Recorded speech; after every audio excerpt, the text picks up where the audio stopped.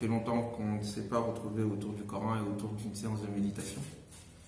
Et il s'agira toujours pour nous de continuer à nous ressourcer autour de ce livre pour nous alimenter, pour renforcer notre foi et consolider notre action commune. Et donc, le choix de la sourate que nous allons aborder aujourd'hui, vous le savez tous, est assez significatif. Il s'agit de la sourate Yusuf. Et comme je l'ai indiqué à plusieurs reprises dans certaines de mes vidéos ou dans les conversations que je peux avoir avec vous ou autres, c'est ma sourate préférée. Ma sourate préférée parce que c'est une sourate qui m'a parlé dans les moments les plus difficiles de ma vie. Et jusqu'à présent d'ailleurs, lorsque je traverse certaines difficultés, il m'arrive souvent de chanter, de réciter cette sourate pour que mon cœur y trouve un refuge, des réponses et de quoi aussi l'apaiser. C'est une sourate qui a aussi marqué le prophète sur lui la paix, car c'est au moment le plus difficile de sa mission, notamment lorsque il va perdre tour à tour cet être cher qui était pour lui Khadija, son épouse, qui l'a soutenu de tout temps, et son oncle Abu Talib. Donc c'est dans cette période-là de grande tristesse, d'exil, car il était aussi mis au banc ainsi que ses compagnons de la société. Et c'est dans ces moments-là difficiles, notamment aussi lorsqu'il va partir à Taïf, et qu'il va être chassé, comme on le sait, à coups de pierre. C'est dans ces moments-là, dans ces années-là extrêmement difficiles de la mission du prophète sur lui la paix, que ces sourates, Hud notamment, Yunus aussi, mais surtout celle-ci, Yusuf, va être révélée. Et cela le marquera de sorte que, au moment où il sera à la Mecque, des années plus tard, victorieux, et que face à ses ennemis qui l'ont persécuté, chassé, qui ont tout fait pour le tuer et tout fait pour tuer dans l'œuf son message, et bien face à cela, vaincu, il leur demande « Que croyez-vous que je vais faire de vous aujourd'hui ?» Et ils lui répondent, le connaissant et en l'espoir de bénéficier de la miséricorde qui était sa marque et qu'il connaissait très bien en lui, tu feras de nous du bien, ô toi, notre frère, fils de notre frère. Et il reprend le propos que Yusuf lui-même va tenir envers ses frères qui, eux aussi, l'avaient persécuté, l'avaient chassé, avaient tenté même de le tuer, mais ensuite vont décider de le jeter dans un puits. Et des années plus tard, se retrouvant face à eux, et les frères enfin reconnaissant et reconnaissant leur tort, eh bien, vont avoir pour réponse de la part de leurs frères qu'ils avaient persécutés, ce que le prophète lui-même va répéter à ses frères et cousins mécois qu'il avait aussi persécutés. La tasriba alaykum al-yawm, il n'y a aucun grief contre vous aujourd'hui. Yaghfirullahu lakum, Dieu vous pardonnera. Wa huwa al-ghafur rahim, wa huwa arhamur rahimin, et il est le plus miséricordieux des miséricordieux. Donc, pour vous dire, l'attitude que le prophète sur lui la paix va avoir au moment où il sera victorieux et il aura vaincu ses ennemis, c'est l'attitude de Yusuf alayhi salatu wassalam, victorieux qu'il sera face à ses frères. Donc c'est une sourate qui l'a effectivement marqué, c'est une sourate qui lui a beaucoup parlé dans les moments les plus difficiles de sa mission, comme cette sourate m'a beaucoup parlé dans les moments non moins, pas aussi difficiles bien sûr que celui du prophète sur lui la paix, mais en tout cas difficiles par rapport à nous.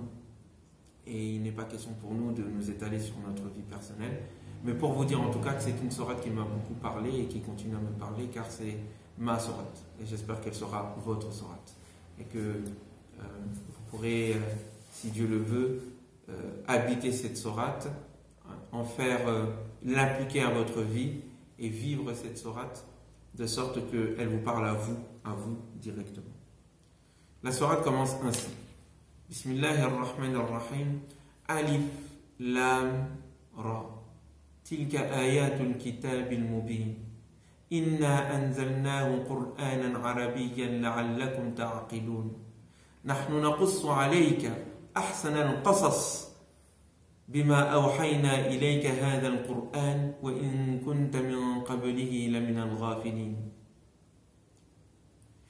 Alif Lam Ra. Voici les signes, Tilka ayatul kitabil mubin, voici les signes du livre évident, clair en soi. Inna, nous Dieu, anzalnahu, nous l'avons fait descendre au Coran, une lecture, un Coran, arabiyyan de langue arabe, la'allakum ta'aqilun, afin que vous puissiez réfléchir et comprendre. Wa in la'allakum ta'aqilun. Nahnu, nous Dieu, nous allons te raconter la plus merveilleuse des histoires, bima awhayna ilayka hadha al-Qur'an, de par ce que nous te révélons à travers ce Coran. Wa in kunta, et sache que tu étais min qablihi, avant cette histoire, avant ce Coran, avant cette histoire merveilleuse que nous allons te raconter.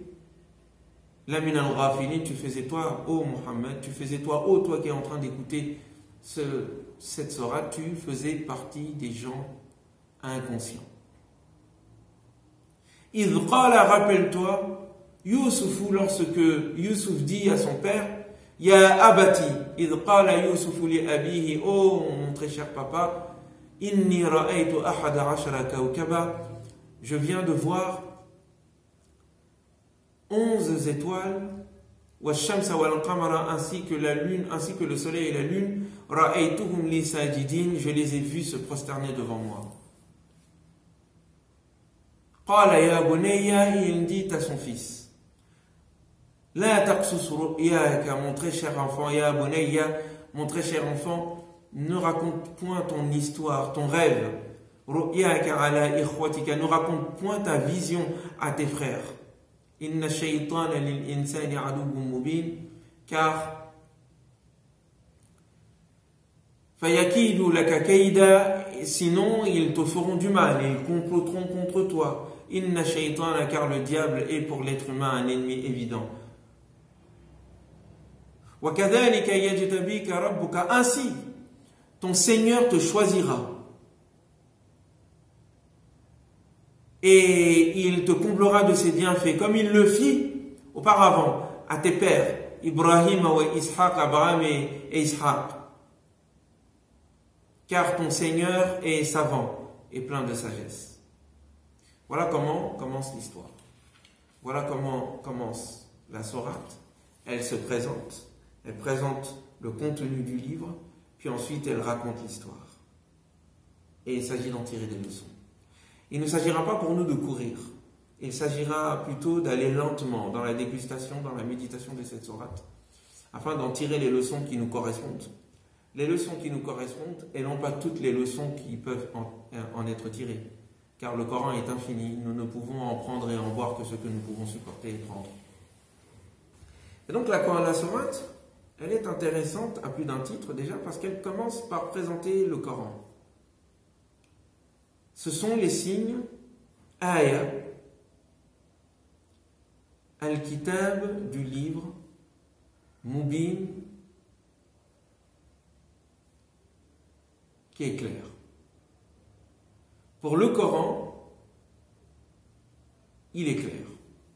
Le Coran n'est pas ambigu, le Coran n'est pas obscur, le Coran n'est pas destiné à une classe particulière, à une oligarchie, à un clergé de savants qui eux seuls peuvent le déchiffrer. Le Coran est mubin, dit-il. Il est clair. Ce passage-là, si vous le remarquez, il fait suite à une sourate, Hud. Vous vous souvenez maintenant la façon dont je médite le Coran, je fais toujours des liaisons et des relations avec les différentes sourates. Et bien, ce n'est pas un hasard si la sourate Youssouf vient juste après la sourate Hud, la 11e sourate. 11e sourate qui commence ainsi. Alif, Lam, Ra.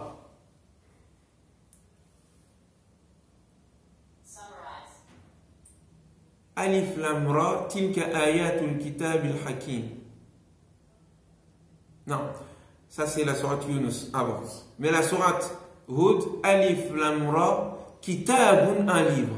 Uhkimat ayatuhu, dont les signes ont été sagement établis, solidement construits. Uhkimat ayatuhu, thumma fussilat, puis ont été déployés, détaillés, explicités. Min ladun hakimin khabir, de la part d'un sage, hakim, khabir, qui est informé de toutes choses. Donc, le Coran se décrit comme étant un livre dont les signes ont été construits. Le contenu est construit, sagement établi, et fussilat, il a été explicité, classifié, ordonnancé, agencé de la part du sage et de la part de celui qui est informé de toutes choses. La sourate Yusuf fait suite et donne suite à cette description du Coran dans la sourate Hud. Si le livre est uhkimat, sagement établi, et construit solidement, thumma fussilat, puis ensuite il a été déployé, il a été explicité, il a été agencé, alors il est logique, en conséquence, qu'il soit un livre au signe clair. C'est parce qu'il a été construit de la sorte que le livre est clair en lui-même. Vous voyez le lien? Ouais. Très bien. Ensuite, il y a une autre étape, parce que vous voyez qu'il décrit, en fait, le Coran est en train de décrire comment il a été construit, en fait. C'est un des éléments, d'ailleurs, dont je fais part dans le livre Lire le Coran, qui est en cours de correction et qui, normalement, Inch'Allah, comme nous l'avons annoncé, sortira au mois de mars, si Dieu le veut. Eh bien, c'est un des éléments que nous avons indiqué, que nous avons remarqué, que le Coran lui-même indique la manière dont il a été construit et les différentes étapes de cette construction. Les signes ont été établis solidement et bâtis. Ensuite, cela a été explicité et agencé et organisé. Et donc, de ce fait, le livre est clair en soi. Et ensuite, il a été incarné. Inna anzalnahu Qur'anan arabiyyan la'allakum ta'qilun. Nous l'avons fait descendre en un Coran arabiyyan arabe. C'est la troisième étape. Après le ihkam, la construction solide et sage.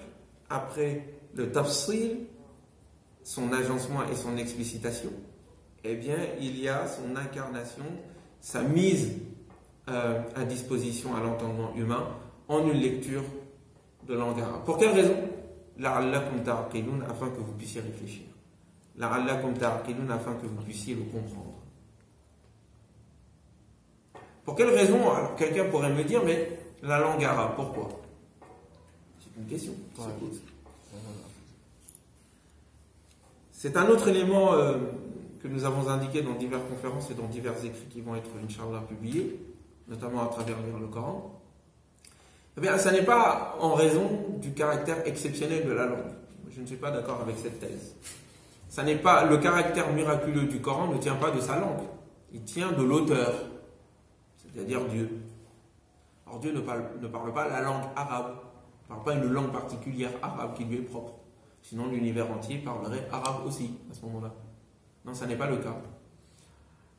Mais il s'agit pour Dieu de faire en sorte que le livre qui était dans une disposition cosmique, car le Coran dit que le Coran était auparavant dans le livre céleste, dans le livre cosmique, dans le livre méta, Ummul Kitab, dit-il, dans le livre mère, où tout est écrit, le Coran s'y trouvait. Mais le Coran se trouvant là-bas n'était pas au niveau de l'entendement humain. Il a fallu donc le transposer dans un langage humain qui permet à ce que le livre soit compris. Donc il a été mis non pas dans le langage des anges, non pas dans une langue extraterrestre, mais dans une langue qui est accessible à l'entendement humain. C'est le premier élément. Deuxième élément, il a dû prendre parmi les langues humaines, car il y a plusieurs langues, la langue de celui qui l'a reçu en premier, et la langue de ceux qui vont l'entendre et à qui il va le transmettre, c'est-à-dire son peuple. Il était nécessaire. Et dans d'autres passages, notamment dans la sourate Fussilat, il est dit que le livre aurait pu, non, dans la sourate Shu'ara, pardon, dans la sourate des poètes, que le livre aurait pu contenir en lui des éléments étrangers. Mais à ce moment-là, les négateurs et ceux qui étaient face au prophète auraient dit, mais si seulement ce livre avait été explicité pour nous. Et il le dit, s'il avait été révélé dans un langage autre que la langue du prophète, ils n'y auraient pas cru. Ils n'auraient pas accepté. Car cela venant d'une autre langue. Ils auraient tenu ça, ils auraient pris ça pour prétexte de ne pas écouter le prophète Mohammed sallallahu alayhi wa sallam. Contrairement aux autres peuples qui, eux, n'ont pas prétexté le fait que le Coran est en arabe pour ne pas adhérer à ce que dit le Coran. Mais ceux-là auraient prétexté que le Coran n'étant pas de leur langue, ils n'y adhéreraient pas. Chauvinisme aveugle. Donc, le Coran a été révélé en un langage humain, en une langue humaine pour qu'il soit entendu par tout le monde. La'allakum ta'qilun. Ensuite, dans une langue particulière qui est la langue arabe, car c'est la langue du prophète et la langue de ceux avec qui il va dialoguer et surtout à qui il va transmettre le livre. Mais le terme arabiyyan aussi a aussi un autre sens, qui n'est pas seulement celui de langue arabe. Arabe, étymologiquement, veut dire ce qui est droit, ce qui est clair, ce que l'on comprend aisément, ce qui est éloquent. Arabe veut dire cela, ce qui est beau. Et donc les Arabes se sont donné ce nom-là, enfin ils se sont donné, on imagine qu'ils se sont donné ce nom-là, mais le nom qui désigne cette nation et cette communauté est en lien avec ce qu'ils pensent être leur maîtrise, et d'ailleurs c'est le cas, de la langue et du langage humain. Mais arabe veut dire celui qui parle clairement. Et celui qui ne parle pas clairement, notamment celui qui est étranger, n'est pas un arabe, c'est un ajam. Et ajam veut dire celui qui n'est pas clair. Celui qui n'est pas clair est ajam. Il est aussi étranger. Parce que celui qui est étranger ne parle pas notre langue. Donc on ne comprend pas ce qu'il dit, c'est confus, c'est pas clair. Donc il n'est pas arabe. Il n'est pas comme nous. Nous on se comprend. Eux là, on ne les comprend pas. Leur langue nous est étrangère. Donc ce sont des ajam. Mais ajam veut dire aussi celui qui parle mal. Celui qui ne sait pas bien parler. De sorte que même s'ils parlent leur langue à eux et qu'ils ne savent pas bien parler, on dit c'est un ajam. Comme un étranger, on ne comprend pas très, très bien ce qu'il dit. Donc le mot arabe a deux sens, c'est la langue arabe, mais ça veut dire aussi la langue qui est claire. Et donc quand le Coran parle à plusieurs reprises, quand il parle d'arabe, il n'en parle jamais en lien avec la tribu, mais il en parle toujours en lien avec la langue du Coran, avec son langage, avec sa sagesse. Et c'est ainsi que nous avons fait descendre sur toi une sagesse arabienne. Le mot arabe dans le Coran est toujours lié avec la langue, avec la sagesse, avec la lecture, avec le contenu du livre. Ce qui veut dire que ce qui est le plus visé par le Coran quand il parle d'arabe, ça n'est pas la tribu, ça n'est pas la nation, mais c'est le verbe. C'est la langue. C'est la sagesse du livre. Et donc nous pouvons ainsi comprendre que arabe, en lien avec la langue, la sagesse et la lecture du livre, veut à la fois dire la langue de ceux qui l'ont reçu en premier, bien sûr, mais veut dire aussi et d'abord en premier lieu, le fait que le langage du Coran est un langage clair, est un langage droit, est un langage éloquent.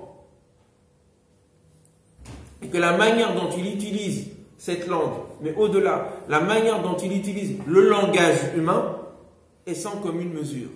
Voilà pourquoi est-ce que le livre, Coran, est un défi non pas pour les Arabes, dans le sens de tribu, dans le sens de nation, mais est un défi pour l'ensemble de l'humanité. Est un défi pour même les djinns. Or, nous pourrions dire, mais les djinns, comme l'ensemble de l'humanité, ne parlent pas l'arabe. Non. Ici aussi, il s'agit de la manière dont le Coran utilise le langage humain lui-même. Son caractère miraculeux n'est pas seulement d'ordre arabique, il est d'ordre linguistique. La manière dont il utilise la langue est en soi miraculeuse. Que personne ne peut utiliser sa langue comme le Coran utilise la langue arabe. Que personne ne peut utiliser le langage humain comme le Coran utilise le langage humain. Voilà pourquoi il est un miracle, non pas pour seulement ceux qui parlent arabe, mais pour toute l'humanité, quelle que soit sa langue. Au-delà, pour toutes les créatures intelligentes, notamment les djinns. Vous comprenez? Ce propos va paraître étrange à ceux qui vont entendre pour la première fois cela. Comme ça, arabe ne veut pas dire les arabes, mais ça veut dire quoi encore? Oui, mais il faut pousser plus loin. C'est pas parce que c'est nouveau que c'est faux. Et comme je l'ai indiqué, je pose ma proposition. Je ne dis pas que c'est la meilleure, mais je pose ma proposition à l'aune du Coran lui-même qui utilise le terme arabe toujours en lien avec la langue, avec la récitation et avec la sagesse, et jamais en lien avec la tribu. D'ailleurs, il ne parle jamais des Arabes en tant que tribu. Il n'y a pas ça. Donc, Alif, Lam, Ra, Tinka ayatul kitabil mubin, Inna anzalnahu Qur'anan arabiyyan la'allakum ta'qilun, Nahnu naqussu alayka ahsanan qasas. Nous te racontons, nous, Dieu, ahsanan qasas, la meilleure des histoires, la plus merveilleuse des histoires, la plus belle des histoires. Ahsanan qasas bima awhayna ilayka hadha al-Qur'an, en raison de par ce que nous te révélons, hadha al-Qur'an, dans cette récitation, dans ce Coran. Bima awhayna ilayka hadha al-Qur'an. Wa in kunta, et certes auparavant, tu étais avant cela, min qablihi la min al-ghafilin, parmi ceux qui étaient inattentifs, parmi ceux qui étaient inconscients. Il faut méditer sur ce propos.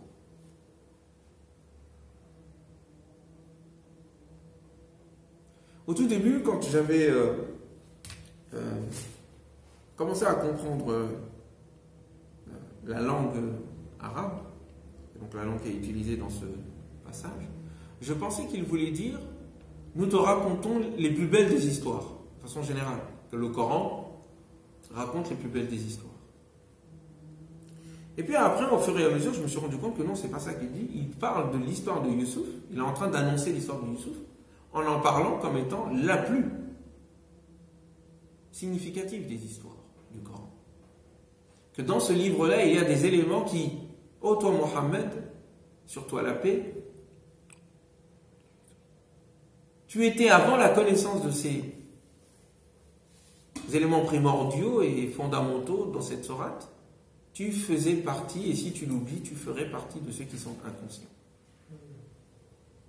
L'histoire contient des éléments et des leçons qui doivent t'aider dans ta mission et qui, si tu ne les connais pas et qu'auparavant, étant donné que tu ne les connaissais pas, tu faisais partie des inconscients, tu faisais partie des oublieux ou de ceux qui oublient, tu n'en avais aucune connaissance.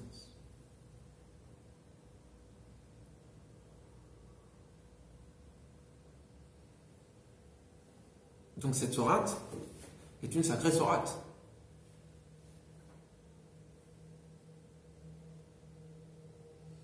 Nous pouvons dire cela et nous pouvons dire aussi qu'il s'agit du Coran de façon générale. Et c'est dit ailleurs aussi. Avant que le Coran soit révélé, le prophète alayhi salatu wassalam, était un ignorant. Il ne connaissait rien des choses en lien avec la religion, avec le divin. Il ne maîtrisait pas ce domaine. Il ne se posait même pas de questions dessus. Ou en tout cas, s'il se posait des questions, il n'avait aucune capacité de pouvoir donner des réponses à ces questionnements. Il faisait partie des gens qui étaient inconscients de ces sujets-là. Ce qui veut dire par là que, et c'est indiqué dans d'autres passages du Coran, que selon le Coran, en tous les cas, le prophète, sur lui la paix, n'avait, contrairement à ce que certains essayent d'indiquer, en islamologie ou autre, n'avait eu aucunement accès à la tradition religieuse, juive ou chrétienne ou autre. Ce n'était pas sa préoccupation première. Et il n'en avait pas eu accès. Il n'a pas étudié dans ces endroits-là. Il n'a pas étudié ces livres-là. il n'avait pas de connaissance du livre en tant que tel.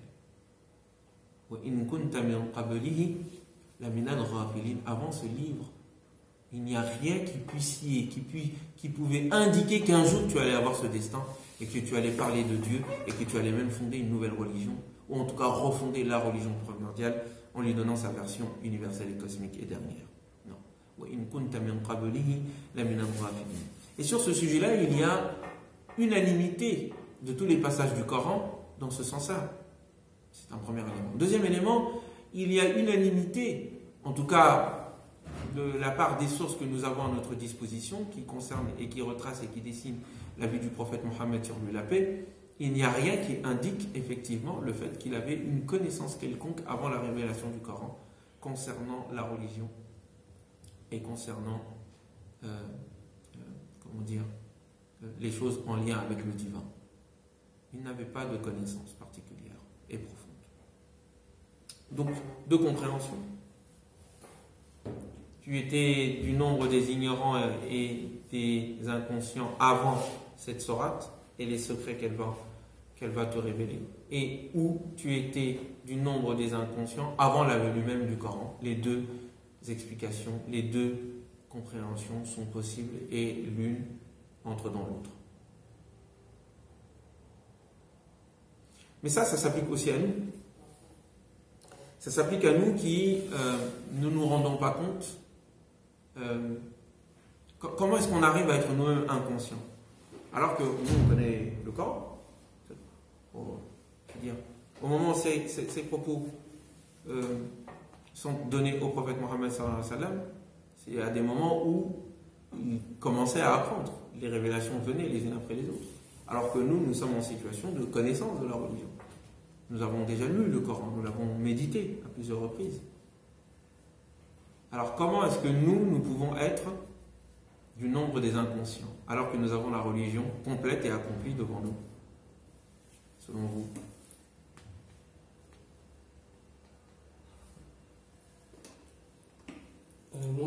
Je pense que c'est lié au fait que à chaque fois qu'on lit le Coran et à chaque fois qu'on va lire cette sourate, on va trouver des éléments d'enseignement plus profonds à chaque fois. C'est que il n'y a pas de limite quant à la profondeur de la sourate. D'accord. Voilà, c'est un élément. Et toi, mon ami, tu as une idée?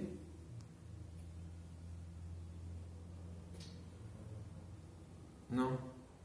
Toi, Mohamed? L'homme de par sa nature, des fois, a tendance à oublier, être inconscient. Donc, du coup, il peut être conscient sur certaines choses et inconscient sur d'autres. D'accord. Et à chaque étape de la vie, de façon naturelle, l'homme se rend compte que, voilà, quelque part, il était inconscient. À chaque nouvelle chose, à chaque... donc quand il a une nouvelle chose qu'il ne connaissait pas, plus ses connaissances augmentent, plus il se rend compte qu'en fait il était inconscient de cela. Voilà. Intéressant. Moi je comprenais la chose, mais ça ne contredit pas ce que vous dites. Comment est-ce qu'aujourd'hui quand même, nous, alors que nous avons le Coran, nous pouvons être du nombre de ceux qui sont inconscients? L'inconscience provient de l'oubli de ce qui est essentiel, au profit de ce qui n'est pas essentiel. Quand tu oublies l'au-delà et Dieu, au profit de l'éphémère qu'est ce monde, tu es inconscient. Et tu peux prier, tu peux jeûner, tu peux faire tout ce que tu veux. Mais dès lors que dans ton esprit, ce qui est premier, ce qui est le plus important, c'est l'éphémère, c'est que tu as oublié. C'est que tu es inconscient. Parce que si tu étais conscient, tu ne ferais pas ça. C'est lorsque,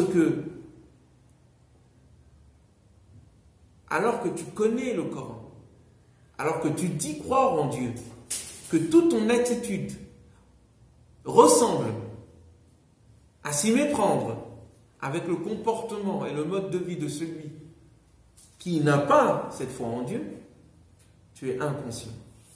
Tu as oublié. Ouais. L'inconscience, c'est quand tu oublies au fait l'essentiel. L'essentiel. Tu le prends pas en ligne de compte. Tu le mets pas dans la balance de tes choix. C'est là, mais tu n'en... Bon, voilà. Je crois en Dieu, mais il n'y a pas de conséquences. Nous avons le Coran, mais il n'y a pas de conséquences. Donc l'essentiel qui nous dit est mis de côté. Et donc nous oublions. Ou c'est parce que nous oublions que nous nous mettons de côté. Car si nous étions conscients de l'importance de ce qu'il dit, nous agirions en conséquence.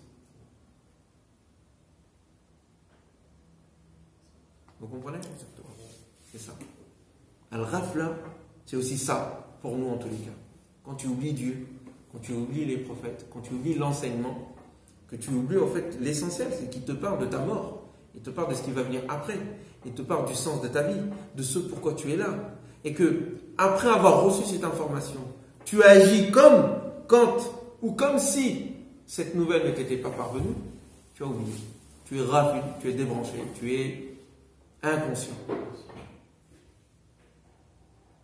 Ouais. C'est pour ça, à un moment donné, il dit dans d'autres passages, nous avons préparé li jahannama pour l'enfer, kathiran min al-jinni wal-insi, beaucoup de djinns et beaucoup d'êtres humains. Lahum, pourquoi? Lahum qulubun la yafqahuna biha. Ils ont des cœurs avec lesquels ils ne comprennent pas. Wa lahum adhanun, et ils ont des oreilles avec lesquelles la yasma'una biha, ils n'écoutent pas avec. Wa lahum a'yunun, et ils ont des yeux avec lesquels la yubsiruna biha, ils ne voient pas avec. Ulaika kal an'am, ceux-là sont semblables à des animaux. Ulaika humul ghafilun, voilà ceux qui en fait sont les inconscients, les débranchés, les oublieux. Tu as des yeux, tu vois pas avec.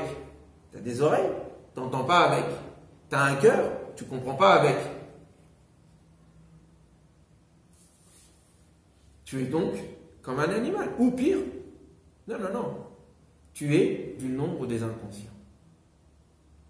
Alors le but de la religion, le but du dîn, le but de la révélation, c'est d'éduquer l'être humain pour que il puisse voir, il puisse entendre, il puisse comprendre. Ouais. Il y a tes yeux et il y a tes yeux à l'intérieur. Tu peux voir avec ces yeux extérieurs. Mais si ton œil intérieur est fermé, tu ne vois pas. Ouais. Tu as le cœur. Mais si tu ne comprends pas avec le cœur, c'est-à-dire le cœur est l'organe ou l'endroit à l'intérieur de toi, pas le cœur physique, le cœur spirituel. Ce cœur-là est le cœur qui te permet de comprendre le sens des choses. Tu vois une chose, mais comment tu déchiffres sa signification? Si cela est fermé, éteint, tu ne peux pas comprendre les choses. Tu vois, mais il n'y a pas de conséquences. Tu entends, mais il n'y a pas de conséquences. Tu ne comprends pas. Oui? Tu ne comprends pas. Tu as vu la chose, mais tu ne l'as pas compris. Tu as entendu la chose, mais tu ne l'as pas compris. Vous comprenez? Tu as entendu, tu as des oreilles, mais tu n'as pas d'entendement. Oui, c'est les mêmes termes. Entendement, œil intérieur, clairvoyance. Ce sont des choses qui, c'est comme si on avait notre corps, et puis il y avait un corps spirituel qui avait les mêmes organes que nous avons, sauf que c'est plus puissant. Mais ce corps intérieur, pour qu'il puisse être alimenté, c'est l'esprit au fait. Il a besoin de l'enseignement, il a besoin de la relation avec Dieu qui permet de réveiller son âme, de réveiller son cœur, d'acquérir la sagesse et de comprendre le monde dans le bon sens. De comprendre, de voir au-delà de ce monde, pour mieux voir ce monde. Quand on est rafule, quand on est inconscient, quand on est oublieux de ce sens-là, on ne comprend pas le monde dans le bon sens. Et la religion t'aide à comprendre le sens, d'une part, il te le révèle, et ensuite il te demande de vivre cet enseignement-là, et il te donne les exercices, les enseignements qui te permettent de t'élever au-delà de toi-même pour mieux comprendre et devenir meilleur. L'éducation spirituelle de la religion, elle est ici. C'est que tu sortes de la rafle, tu sortes de l'oubli, que tu sortes de la négligence. Négligence. Et que tu te recentres sur ce qui est Essentiel. Que tu t'en souviennes et que tu ne l'oublies pas. Voilà pourquoi le Coran s'appelle Zikr. Le rappel. Vous comprenez? Donc voilà, c'est ça le cœur. L'importance de la religion, et c'est ici. C'est aider l'être humain à ne pas oublier l'essentiel. Aider l'être humain à comprendre le sens de sa vie. Aider l'être humain à être à la hauteur de ce sens de la vie. Aider l'être humain à être meilleur, en rendant son âme meilleure.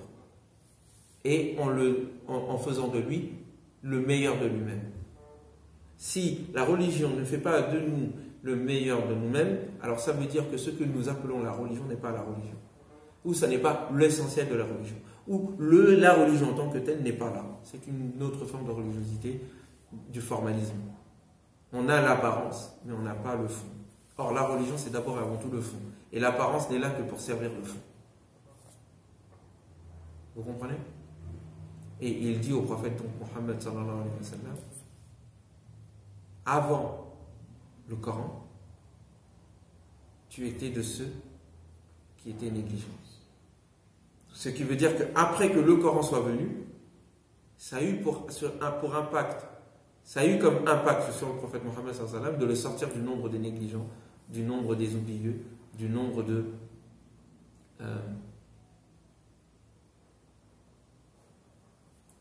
ceux qui sont rafélés. Très bien.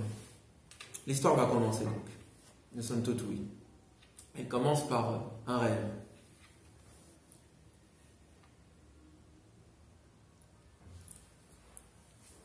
Une vision.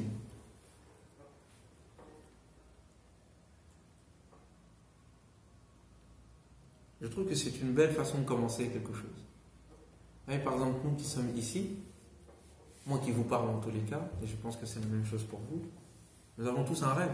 Nous partageons un rêve. Et moi j'ai un rêve. J'espère que vous avez aussi un rêve. Et tout ce qui va se passer dans cette histoire sera la réalisation concrète de ce rêve. Ouais.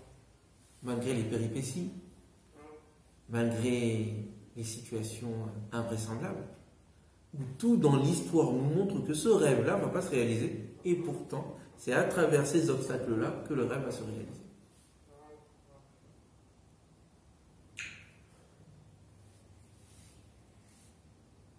إذ قال, rappelle-toi donc, Youssoufou, lorsque Joseph dit à son père, Ya abati, mon très cher papa, inni, j'ai vu, moi, ra'aytu ahada ashara kawkaba. J'ai vu en vision un rêve étrange. 11 étoiles. Wa shamsa, ainsi que le soleil. Wa al-qamar, ainsi que la lune. Je les ai vus, mon très cher papa, pour moi se prosterner. Ra'aytuhum li sajidin.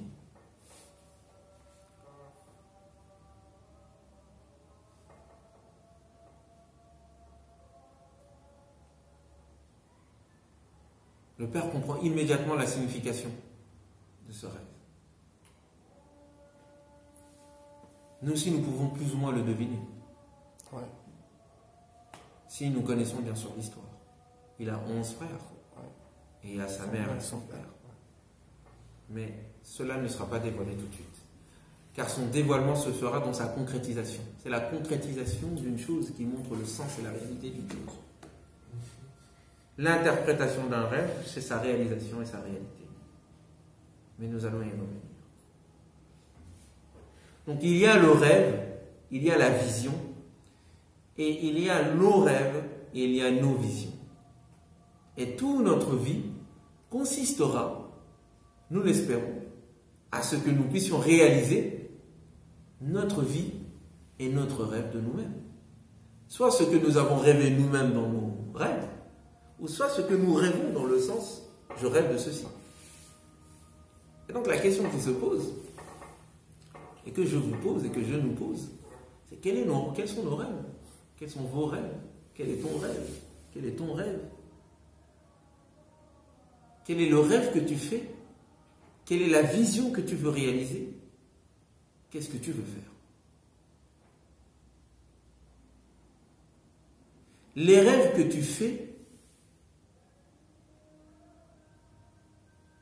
quand tu dors et le rêve que tu fais quand tu penses disent beaucoup de toi, de ce que tu veux faire. Il faut déterminer un objectif de départ. Youssouf a un but déjà, adorer Dieu, nous le savons. C'est son rêve. Youssouf a fait un rêve. Celui-ci va déterminer son but dans la vie. Son histoire est déterminée par son rêve. Sa vie est déterminée par son rêve. Les deux rêves se rejoignent.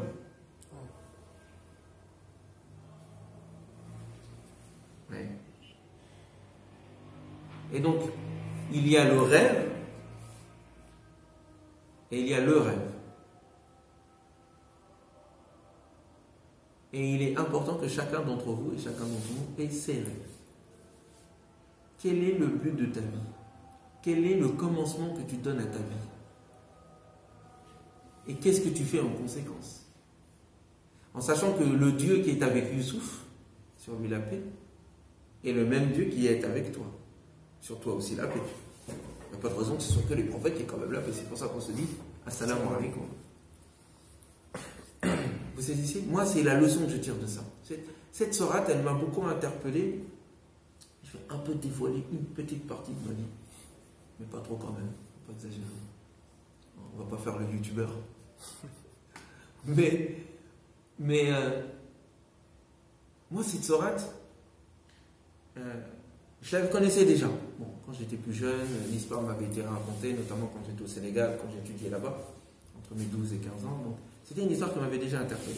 Je me rappelle, après, on demandait ensuite aux élèves, chacun de venir, celui qui le souhaitait, prendre la parole en public et de dire ce qu'il avait à dire. Et moi, je reprenais cette histoire, j'avais écouté une fois, et hop, c'est resté dans mon esprit, puis je me suis mise à la raconter aux gens, quoi, dans la classe. Et puis je me souviens qu'un jour, j'étais dans le salon, au salon du Bourget, et au moment où j'étais en train de marcher, j'ai une voix qui